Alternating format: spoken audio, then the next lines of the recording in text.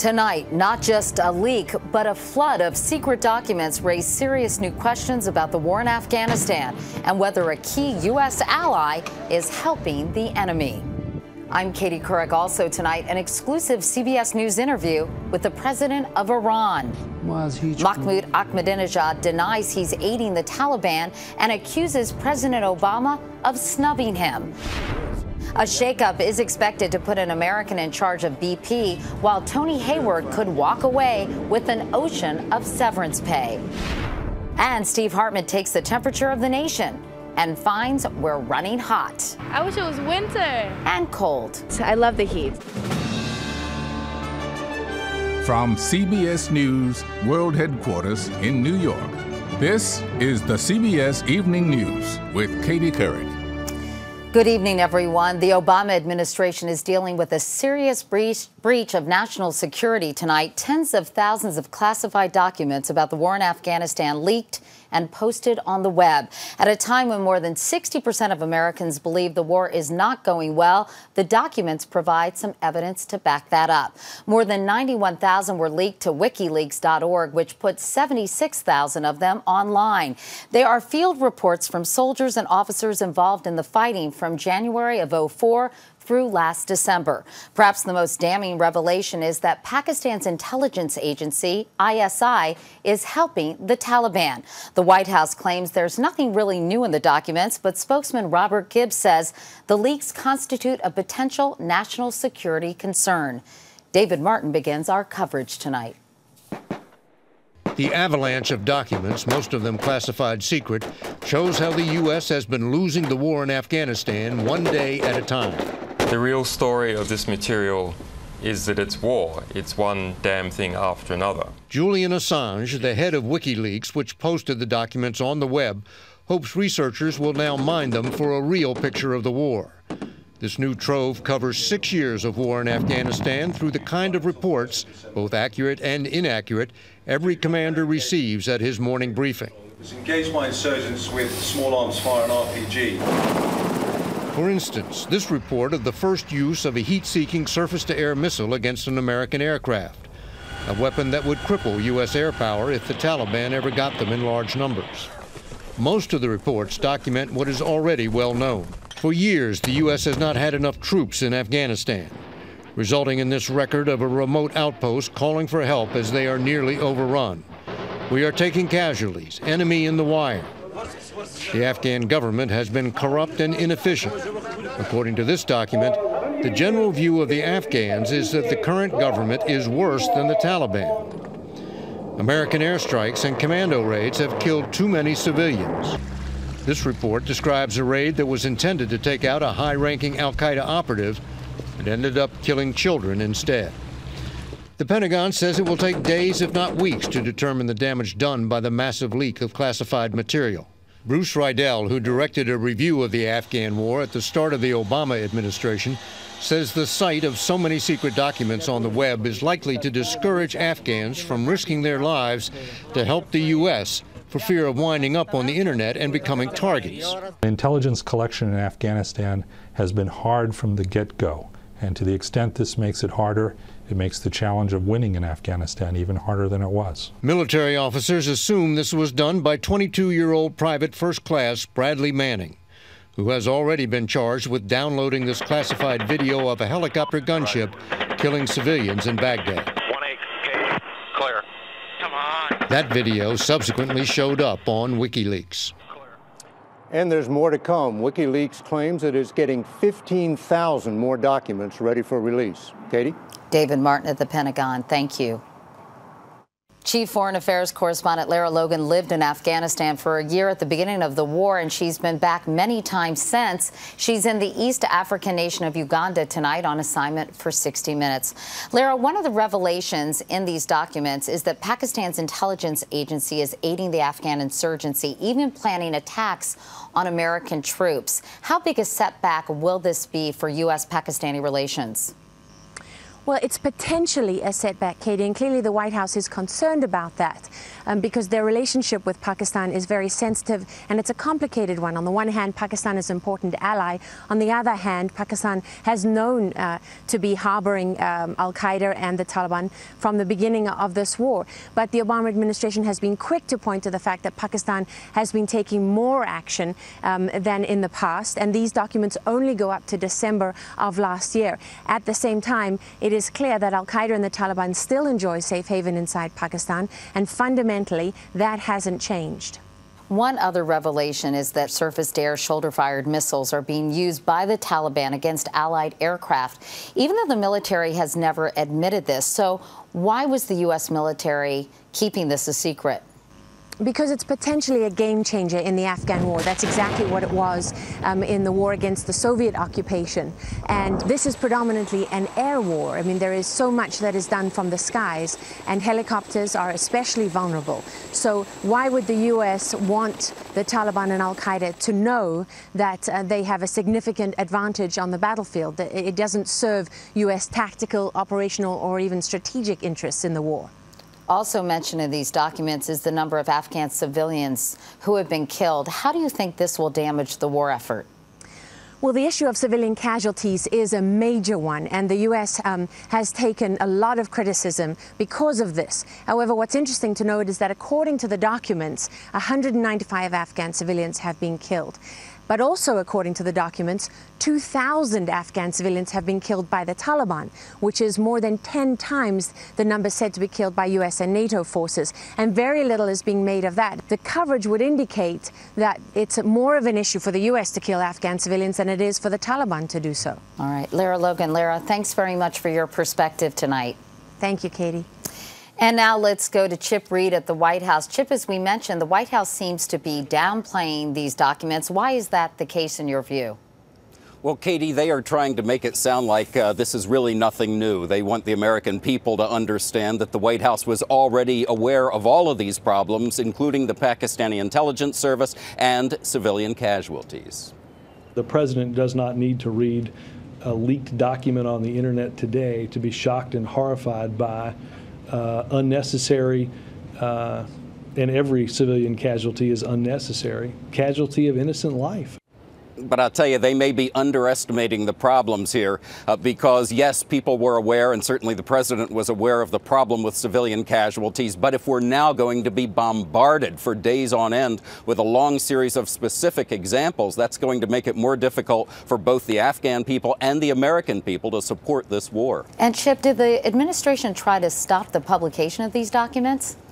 They did not, and they say they would have if it had only been the New York Times with the information, but the fact that it was all over the web with the WikiLeaks website, and also 2 European papers had it all, there was just nothing they could do to stop it, Katie. And what about the timing of all this, Chip? It really comes at a critical juncture, Katie. You know, there's a bill on Capitol Hill now to fund the Afghan war. It was already a heavy lift. They want to get it passed before they go home for August recess in 2 weeks. This is going to make it even more difficult, Katie. All right. Chip Reid at the White House. Chip, thanks very much. Freedom of the press versus national security. It's an age-old debate that is now being played out in an age of new media. Jeff Greenfield is here with more on that. Jeff? Katie, it is indeed a very old conflict, the press versus the government, but this time it is coming with a twist.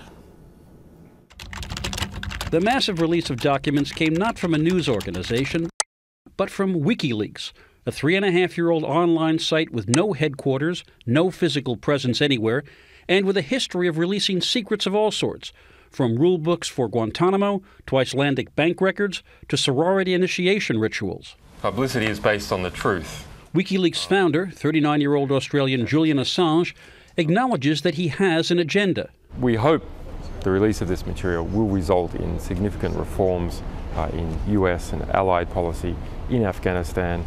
Traditional media outlets don't talk that way, but then WikiLeaks is completely unlike traditional media. For instance, newspapers often consult governments before publishing potentially damaging secrets. I think it requires a lot of judgment on the part of people who are gatekeepers.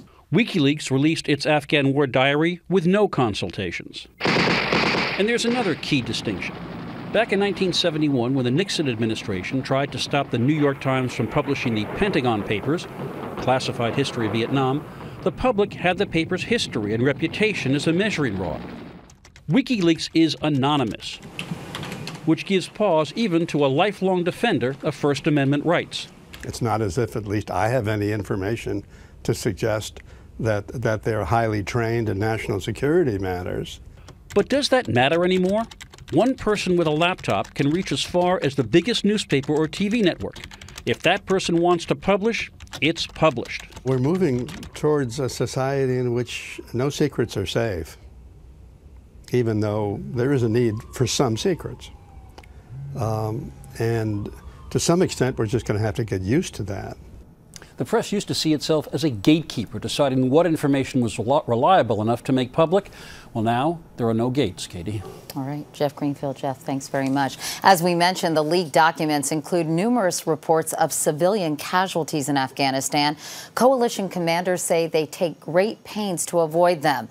But today, Afghan officials claim 52 civilians were killed last Friday by a NATO rocket in Helmand province in the south. NATO promises a thorough investigation. Meanwhile, in Logar province, hundreds of U.S. troops continue to search for a member of the U.S. Navy who's believed to be held by the Taliban. The body of a second sailor was recovered today. The two men disappeared Friday after being ambushed by insurgents. They were in Afghanistan on a training mission. Pakistan is not the only one of Afghanistan's neighbors mentioned in these documents. Iran is also accused of helping the Afghan insurgents. But is it? Richard Roth put that question to President Mahmoud Ahmadinejad in Tehran today during this exclusive interview. An aide sitting out of camera range gestured his irritation at our questions about Afghanistan. The president himself just flatly rejected the explosive charges in the leaked documents. You don't deny, Mr. President, that Iran supports the Taliban. We do not support any group. We just and only support the Afghan people. We support and we want to strengthen security in Afghanistan. And we think the Afghan people should run their own country. We think the root cause is related to the intervention of the United States and NATO. It's been for about 20 years that the Americans are interfering directly in Afghanistan. Afghanistan's not the only issue Iran's confronting with the international community. Its alleged attempt to build a nuclear bomb has drawn new sanctions. Let me ask you about sanctions, if I may. Does it concern you that the people of Iran may be feeling the effects now of sanctions that result from Iran's nuclear policies? I think the policies by the Europeans and Americans are ridiculous. They think they are going to influence the life in the Iranian society. In fact, they are imposing sanctions against themselves. Iran is a great nation with a great population. We have vast and rich resources, and it's very much easy for us to overcome all problems. One unsolved problem is the 31-year freeze in relations with America. 5 years into your presidency, I sense that you feel an opportunity was missed for a reconciliation and accommodation with America. But you clearly don't feel that you missed the opportunity. Please pay attention. I sent a letter to Bush, and that letter was a golden opportunity for the U.S. administration in order to change policy, and they should not continue hostility. During my visit in New York, I said I was ready to talk to President Obama. And after the election of Mr. Obama, I sent a message, and on different occasions and meetings, we said we would support changes. We are ready to help. I asked him, could that be in New York at the UN in September? The president's reply, God willing. Richard Roth, CBS News, Tehran. And coming up next here on the CBS Evening News, BP's big shakeup. The controversial British CEO is on his way out. An American may be on his way in.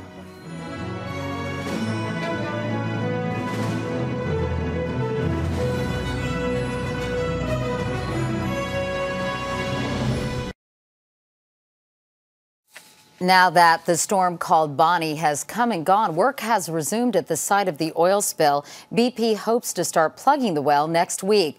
But the big news on day 98 is the upcoming departure of BP's CEO, Tony Hayward. As Kelly Kobeya reports, an American is likely to take his place. For nearly 2 months, Tony Hayward was the public face of BP's response in the Gulf. I'm devastated by the accident, absolutely devastated.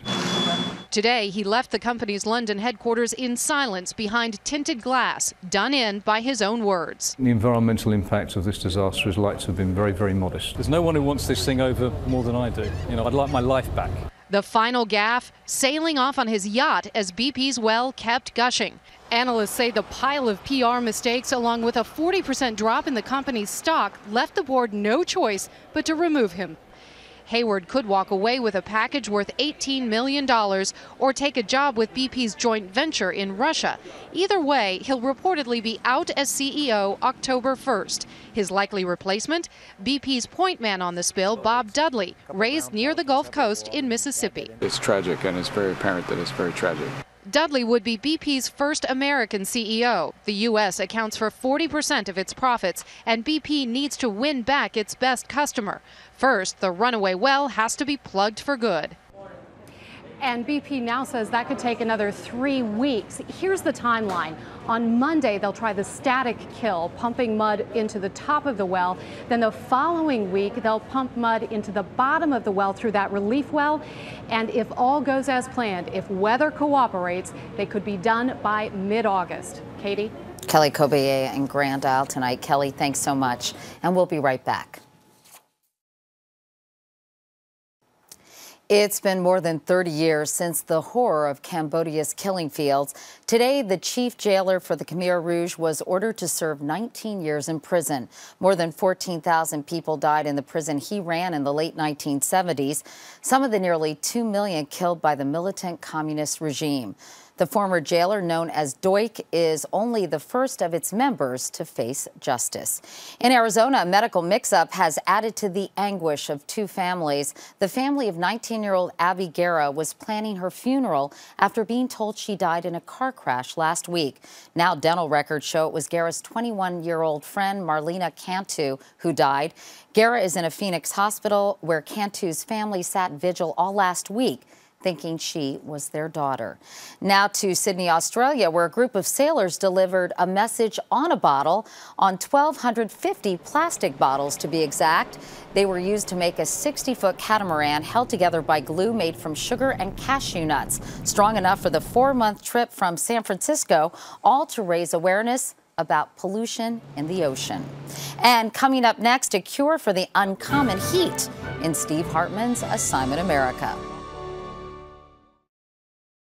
Why does a town more than 1,000 miles from the border want strict immigration laws like Arizona? Tomorrow on the CBS Evening News with Katie Couric. A new storm system is headed toward the Midwest tonight, just 2 days after heavy rain caused a dam in Iowa to burst, flooding 70 homes and businesses. In the east, more than 200,000 people were still without power today after weekend storms. The storms did bring at least a temporary end to a heat wave. Which brings us to our final story. They say everyone complains about the weather, but nobody does anything about it. Well, tonight, Steve Hartman does something about it. Not the weather, the complaining. Here's Assignment America. This year, July is a 3-letter word. H-O-T. Hot. And people are not happy. It's been super hot. Of course, folks always whine about the weather, but I've noticed this summer the complaints seem especially heated. Mother Nature is disrespectful today. And overstated. I feel like I'm melting. I felt like I was going to die. You'd think there was lava in the streets. I'm so hot. I wish it was winter. Oh, do you now? It's way too hot out here. How easily we forget just how much worse it could be. Which is why I went back in time today to remind us not only of what the weather could be like, but what it will be like all too soon. Welcome back to the dead of winter. So what do you have to say to the people of the summer? Appreciate every moment. You're not missing anything right now. It's miserable out. You don't want to be here. Remember this? Remember waking up to Mount Honda? Last winter was the worst since 1978, with record cold stretching all the way to the Gulf. Fountains froze in Raleigh.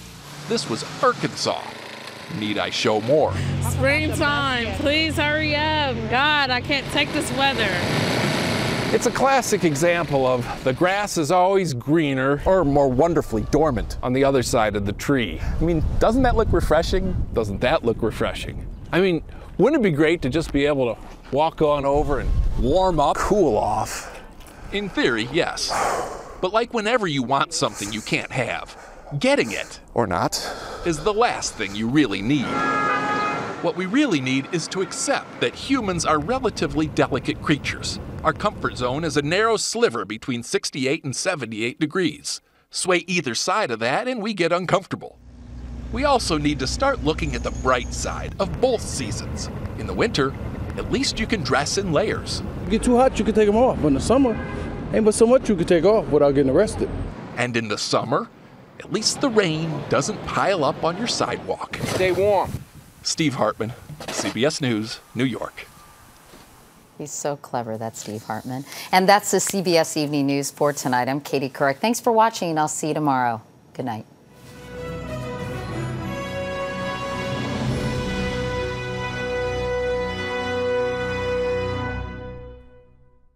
We know you have questions.